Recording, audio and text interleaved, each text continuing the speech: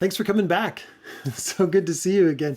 What we want to do is connect with you, and I know that just watching isn't that's not the only way. We want you to be seen as well. We want you to be engaged. So hit those comments right now and in that chat room on YouTube, and just let people know you're here and what's going on, and maybe even how we can pray for you. If it's a private thing, how we can pray for you, then just go and hit our connect page online.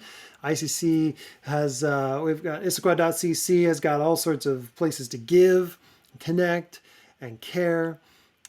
You can register for our upcoming worship services that are in person. We'd love to invite you to our campus. If you've just been watching from a distance, come and join us some Sunday. We'd really love to introduce you to the family. But nevertheless, use this opportunity to get connected with us, as we definitely want to get connected with you. God is up to something in our region right now. We see just just almost horrific levels of conversation and degrading, dehumanizing, demonizing conversation out there. And you know what? The church is meant for more than that. And so we invite you to come to a community where we put our focus on Jesus, where we put our attention on Jesus, where we look to him as the unifier, the one who can bring us through these moments of personal shame and national shame and global upheaval. Today, as we look at Esther chapter 2, we're going to see how God has a message for us in the midst of what would be pretty degrading situations for ourselves too. So I look forward to having you hang on with us. Let's just start by worshiping Jesus, and then let's get right into the message from Esther chapter 2. My good friend Hillary Lindstrom is going to be leading worship today. She's like a little sister to me, and I've known her for, 20 years. I pray that you're blessed, and ask that you just sing out with her.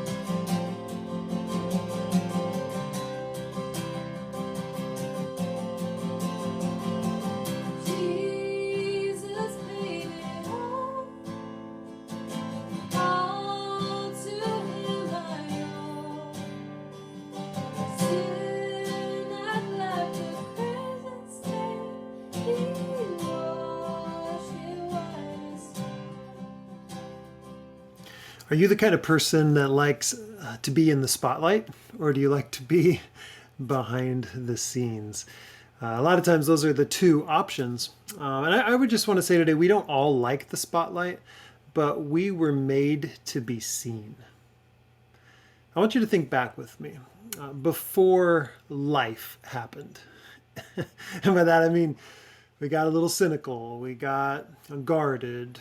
Before life happened, you probably like to show off a little bit, right? A little bit? Think back with me. Your paintings, your poetry, your inventions, your sport, your skills, whatever they were, your dance, your song. But again, that was before life happened. Look at the person next to you and say, is that true? Did you ever like that? Did you ever have a painting you were proud of? Did you ever jump really high and want to show that off, or your jump roping skills or something like that? Did you ever? Well, yeah. But that was before life happened. Before the squeeze came, before we felt those pressures. But even still, we all like to get like an opportunity to get dressed up a little bit, right? Maybe not under the scrutiny of the red carpet, but dressing up for a date, or senior pictures, or the school dance, or a holiday ball, or a Christmas work party. Something besides your Zoom work pajamas, right? You and I want to be seen, to be taken seriously. That's actually just another way to say glory. We want glory. We want to be seen and taken seriously, like our life has some weight to it, that it matters. We want to be understood and enjoyed, to be known and to be loved. But for many of us, life went in another direction. And for some of us, that happened really early on, where your dreams were crushed. Your highest dreams now kind of lay on the carpet. For some of you, that was 2 years old, 3 years old. That was at the separation of parents. That was at that comment on the playground, or that was a conversation from an elder in your community, and it just flattened it out. Your glory, that weightiness, that significance was trampled. You tried your humor, and instead of being laughed with, you were laughed at. Maybe you tried something and failed so miserably, and maybe it was a moral failure, or maybe it wasn't. And you feel like, I'm just kind of wrapped now. Like so many spiders are doing right now in our backyards and down the street. We saw that the other day on our own deck.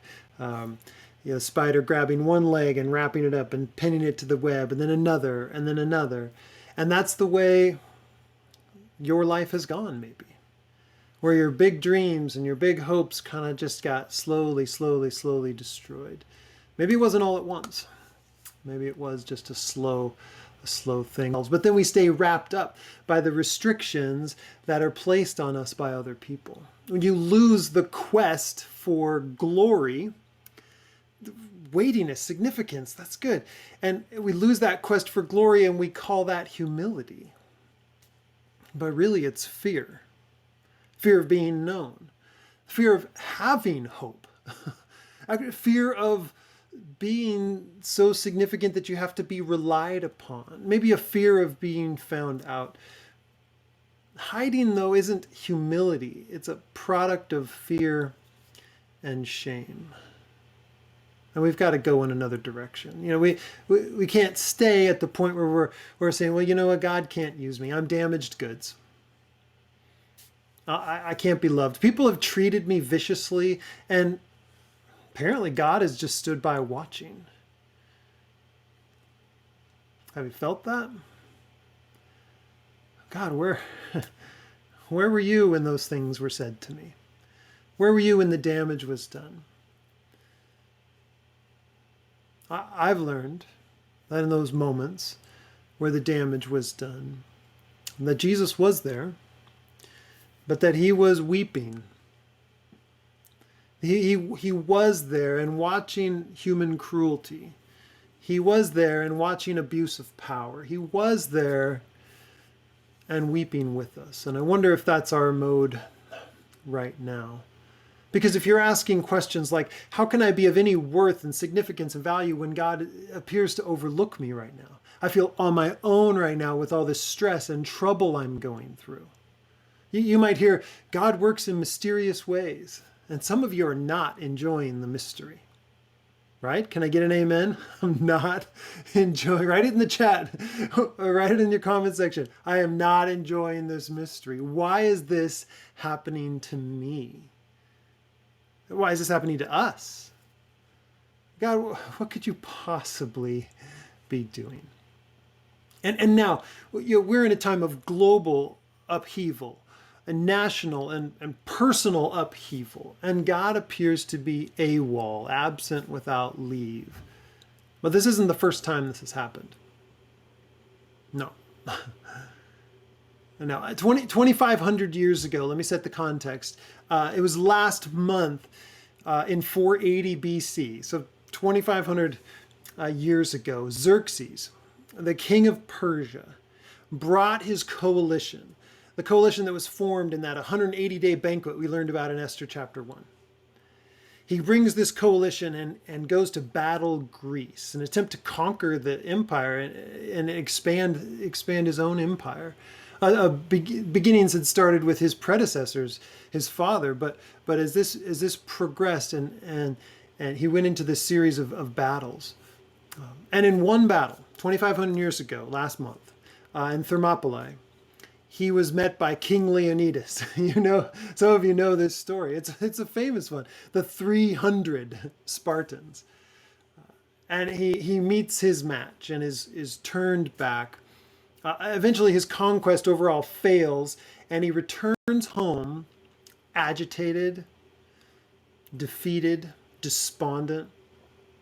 And he starts to think about his former wife, Queen Vashti. Oh, what a beauty she was. And oh, why don't I have her again? Oh yeah, my associates, my aides, the people who were supposed to help me direct my thoughts, they had me kick her out, and he's missing her. But then he gets distracted by this other proposal. And that's where we pick it up in Esther chapter 2. Let me read it with you. After these things, and there's probably a 4-year gap in the middle of this, when the anger of King Ahasuerus, or Xerxes, had abated, he remembered Vashti and what she had done and what had been decreed against her. Then the king's young men who attended him said, okay, let's distract you. Let's do this. Let beautiful virgins be sought out for the king. And let the king appoint officers in all the provinces of his kingdom to gather all the beautiful young virgins to the harem in Susa, their capital, under the custody of Haggai, the king's eunuch, who was in charge of the women. Let their cosmetics be given them, and let the young woman who pleases the king be queen instead of Vashti. This pleased the king, and he did so. Now, there was a Jew in Susa, the citadel, whose name was Mordecai, the son of Jair, the son of Shimei, the son of Kish, a Benjamite, who had been carried away from Jerusalem among the captives, carried away with Jeconiah, king of Judah, whom Nebuchadnezzar, king of Babylon, had carried away. He was bringing up Hadassah, that is Esther, the daughter of his uncle, for she had neither father nor mother. The young woman had a beautiful figure and was lovely to look at. And when her father and her mother died, Mordecai took her as his own daughter. So when the king's order and his edict were proclaimed, and when many young women were gathered in Susa the citadel in custody of Haggai, Esther was also taken into the king's palace and put in the custody of Haggai, who had charge of the women. And the young woman pleased him and won his favor. And he quickly provided her with cosmetics and her portion of food, and with 7 chosen young women from the king's palace, and advanced her and her young women to the best place in the harem. Esther had not made known her people or kindred, for Mordecai had commanded her not to make known. And every day Mordecai walked in front of the court of the harem to learn how Esther was and what was happening to her. Now when the turn came for each young woman to go into King Ahasuerus, after being 12 months under the regulations for the women, since this was the regular period of their beautifying, 6 months with oil of myrrh, and 6 months with spices and ointments for women. When the young woman went into the king in this way, she was given whatever she desired to take with her from the harem to the king's palace. In the evening she would go in, and in the morning she would return to the second harem in the custody of Shashgaz, the king's eunuch who was in charge of the concubines. She would not go in to the king again unless the king delighted in her, and she was summoned by name. And when the term came for Esther, the daughter of Abihail, the uncle of Mordecai, who had taken her as his own daughter to go into the king, she asked for nothing except what Haggai, the king's eunuch, who had charge of the women, advised. Now Esther was winning favor in the eyes of all who saw her. And when Esther was taken to the king Ahasuerus into his royal palace in the 10th month, which is the month of Tebeth, in the 7th year of his reign, the king loved Esther more than all the women. And she won grace and favor in his sight more than all the virgins, so that he set the royal crown on her head and made her queen instead of Vashti. Then the king gave a great feast for all his officials and servants. It was Esther's feast. He also granted a remission of taxes to the provinces and gave gifts with royal generosity. So that's our text. And this is the difficult situation Esther finds herself in. This is the dark side of the empire. Oh, sweet King Xerxes, just looking for a wife. No. The king has twice now shown that his power is up for grabs by those around him. He is weak in that way. He's holds absolute power, of course, and he's allowed others with their own agendas to decide what he will decree. They get rid of Queen Vashti, and now they're going to manipulate him to kind of soften his heart and to help him with his sexual needs, right? To manipulate. They know how to manipulate him, and now they're using him. That's the picture of Xerxes, Ahasuerus, that we get in this passage. He's not such a great character of lots of intentionality and worthy of respect. He's actually kind of laughable, right? And the girls are brought into Xerxes' harem. They lived under the care of these eunuchs who supervised their care, right? And the eunuchs basically did this. They prepared them for sex with the king, who then used them and disposed of them. Marian Taylor writes this. She calls this the perfected institutionalization of rape, in which the king's will is the only will. And that effectively restored the king's sense of control. Okay, I can always just use women to feel better. I mean, you could probably gloss over the story and just say, oh yeah, it was like a talent show. It was a lovely thing. But after one night in the king's bed, these women, all the women, were returned to the harem of concubines, right? And Karen Jobes talks about this. She says they would spend their life, the rest of their life, in luxurious but desolate seclusion, hidden away. You didn't please the king enough. You're damaged goods now. But cheer up, you have all the pleasures of the kingdom, except for you have to live like a widow, basically. You'd never leave the harem to marry or return to your family. You wouldn't even see the king again unless he asked for you by name.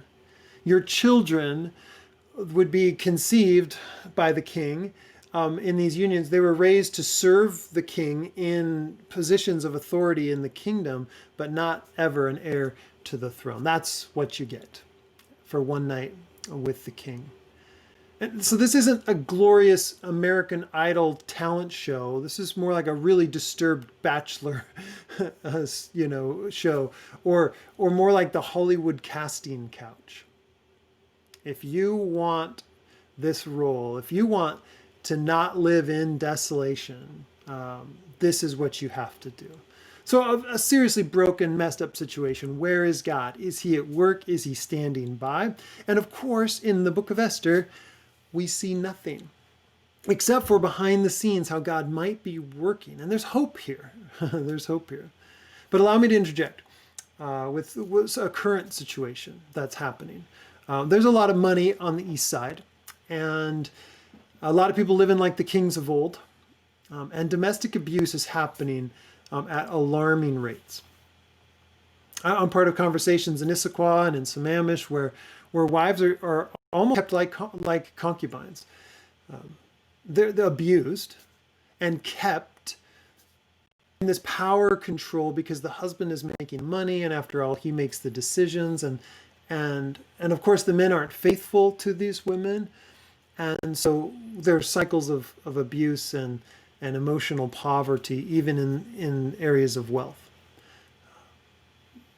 You might have an opportunity to be a listening ear to one of these people. Women of ICC, as you love your neighbor, you may get to be the listening ear. That leads to freedom and healing as you engage people and find out what's really going on in their life and in their story. I want to highlight our two characters right now, Mordecai and Esther, and see what we can take from them.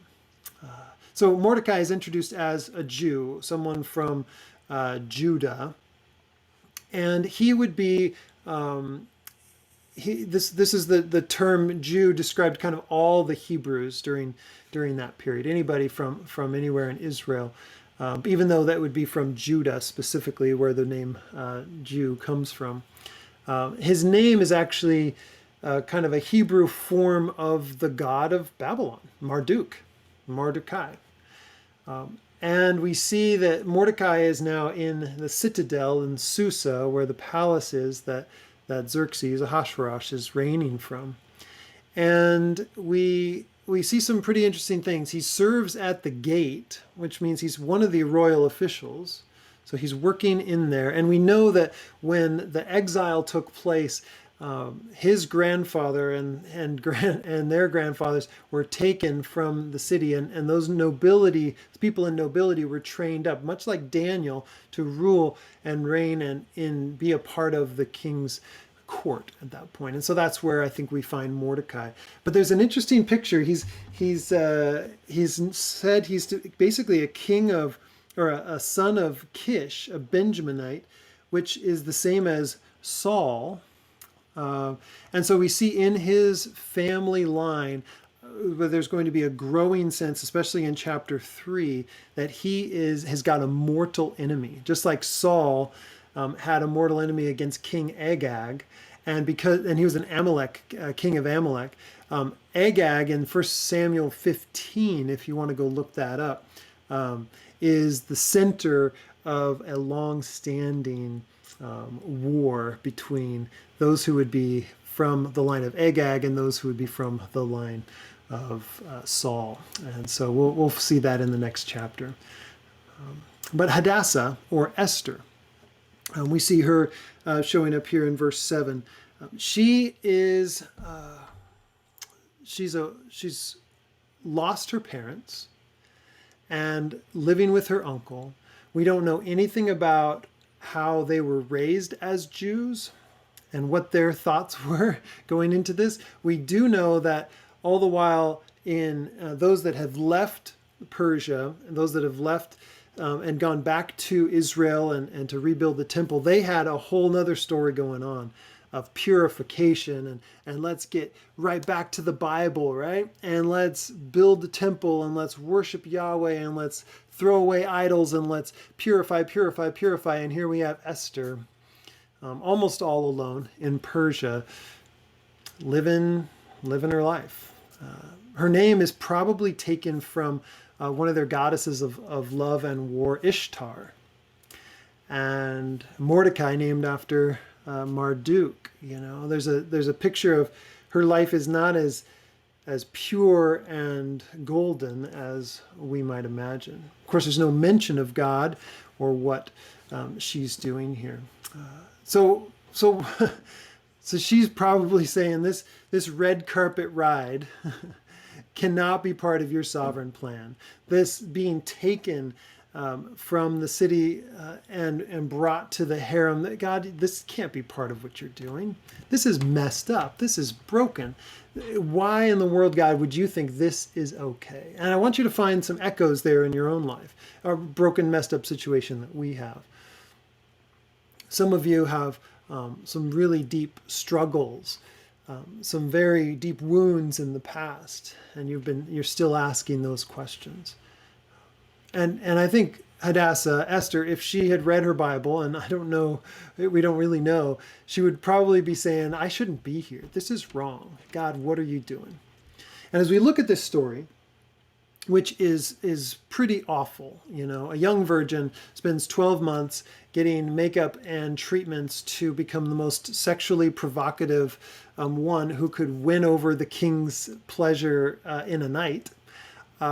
Not a great, lovely story. I mean, are we supposed to say, daughters, be like Esther.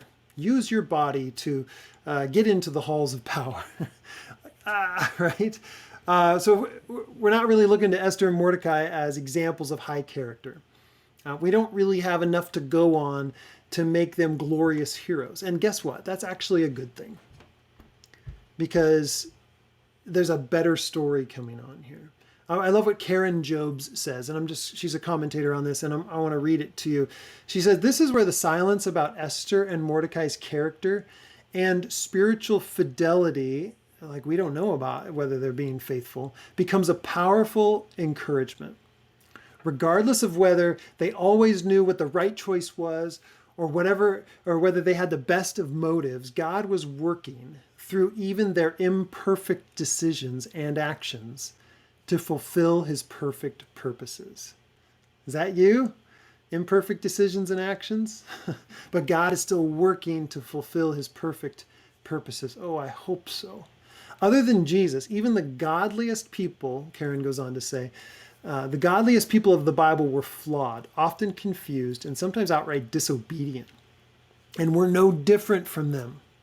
Yet our gracious God omnipotently works his perfect plan through them, through us. And most surprisingly, even through powerful political structures that sometimes operate in evil ways. Yes, on the dark side of the empire, God is at work.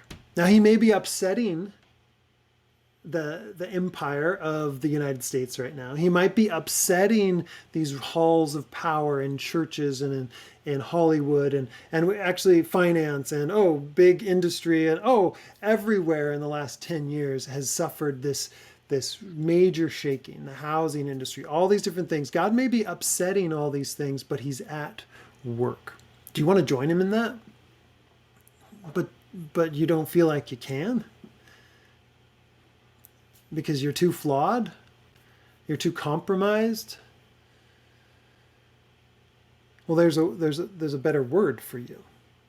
Karen Jobes talks about how we can't use Esther's behavior as a moral role model. She says, how would you use this episode from Esther's life to teach virtue to your teenage daughter? Because that's what Esther would have been, a teenager. As she stands on the threshold of womanhood, what message would she get?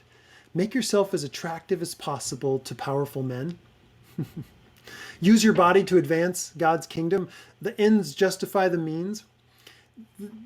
Karen's like, this model of using her as an example just fails, right? Just fails.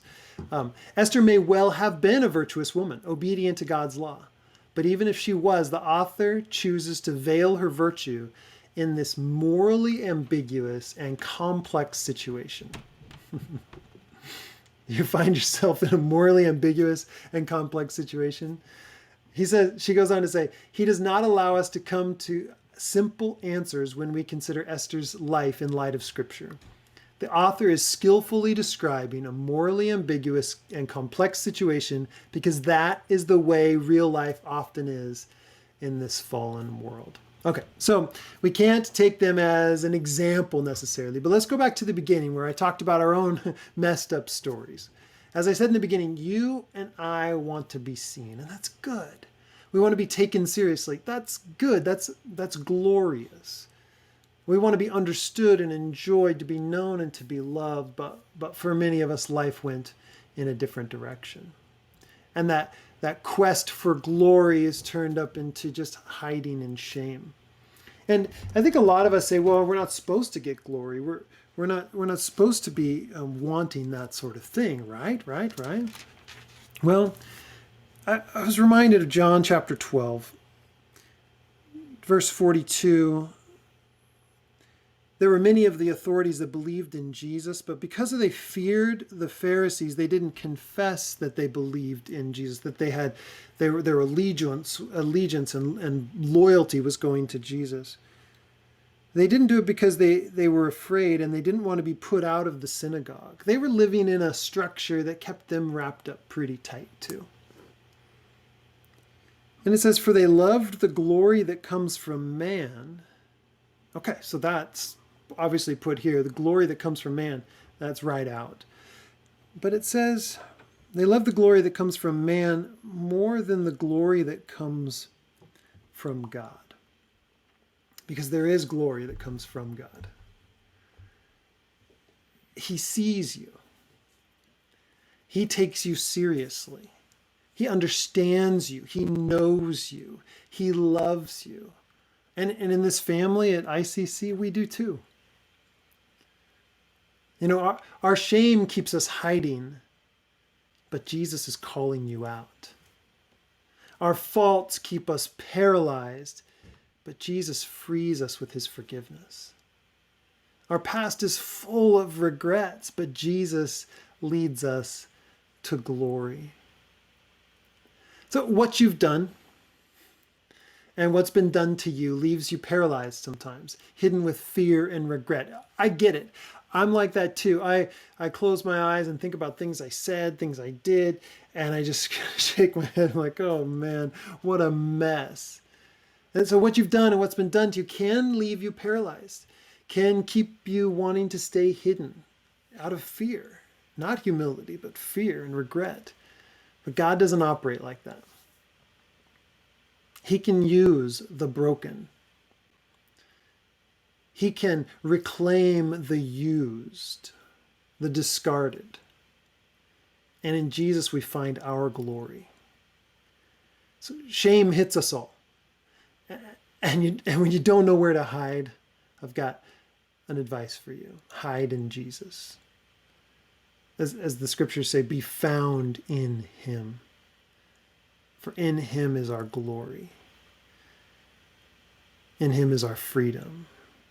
In him is our forgiveness. God is up to something. And yes, even in your life, he knows what you're going through and is calling you out to him. Would you come to Jesus?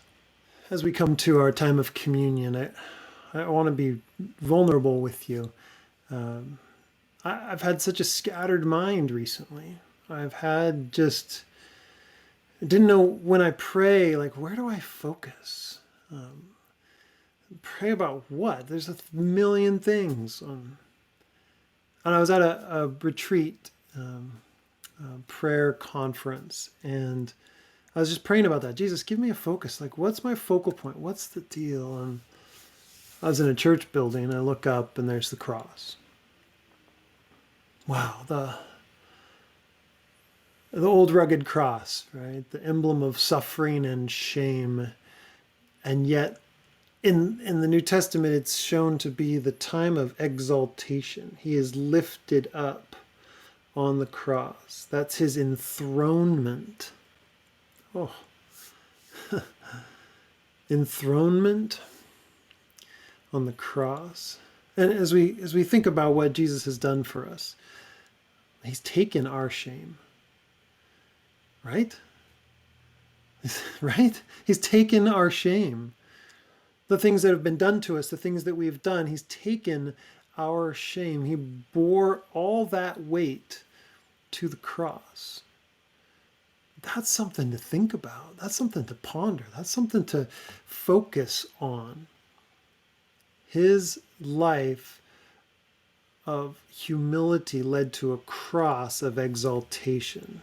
And this blending of a humble king, this blending of enthronement on a cross, bearing our shame, is worthy of our time and worthy of our attention, because he wants to lead us through that. But we must go through it. And so if you're feeling humbled, if you're feeling shamed, if you're feeling the need for forgiveness, you're in the right place, at the foot of the cross. He said, "This is my body broken for you. Do this in remembrance of me." And you've heard this before. It's his blood that cleanses us. It's what washes us. It's the purification that sprinkles on an otherwise mundane, profane altar, a temple space. It actually purifies it. And so now we can live in purity before God. So when we take this cup, he said, "This is a covenant in my blood." And this is what removes our shame. So today you can be found in him. Oh, Jesus, we drink to you. We want to be found in you, to find the glory that you meant for us, you meant for humanity, to find it in you. Oh, Jesus, at the cross we find our life. In sacrifice we find our freedom, and we worship you. You are worthy, worthy, worthy, the Lamb that was slain, worthy to receive honor and glory, and we worship you.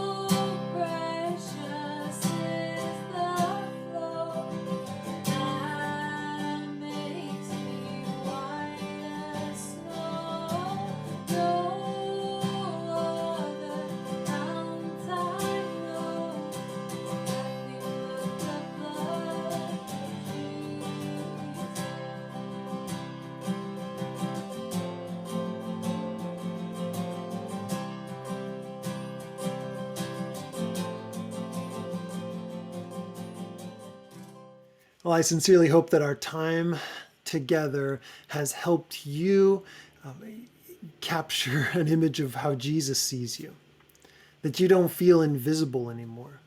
And again, we want you to reach out. We don't want you to feel invisible. We don't want you to feel shamed and broken and hidden. We want to call you out too, because the family God is putting together at Issaquah Christian Church is growing in using its gifts and in speaking up for one another and caring for one another and reaching out to our community and meeting needs of broken people. It's really pretty fun and fascinating, and we need you.